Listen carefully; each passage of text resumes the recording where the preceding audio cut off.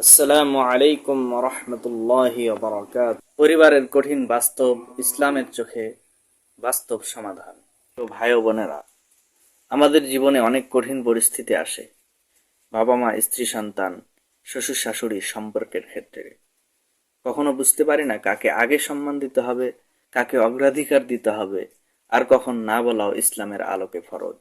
আল্লাহ সুবহানাহু ওয়া তাআলা বলেন, وقضى ربك ألا تعبدوا إلا إياه وبالوالدين إحسانا। বাবা মাকে সম্মান করতে হবে, কিন্তু যদি কোনো দাবি আল্লাহর নির্দেশের বিরুদ্ধে হয় সেখানে আনুগত্য করা ফরজ নয়। একটি বাস্তব উদাহরণ, আপনি মাসে উপার্জন করেন, আপনার বাবা মা যদি সব দাবি করে, স্ত্রী সন্তান অভাবে থাকে বা হুমকি দেয়, এমন ক্ষেত্রে ইসলাম কি বলে তা জানলে আপনি নিশ্চিন্ত ও শক্তিশালী সিদ্ধান্ত নিতে পারবেন। এই সিরিজের প্রতিটি ভিডিওতে আমি দেখাবো বাস্তব সমস্যার ধাপে ধাপে সমাধান, কোরআন ও হাদিসের দলিল সহ নির্দেশনা, দৈনন্দিন জীবনে প্রয়োগযোগ্য ব্যবস্থা।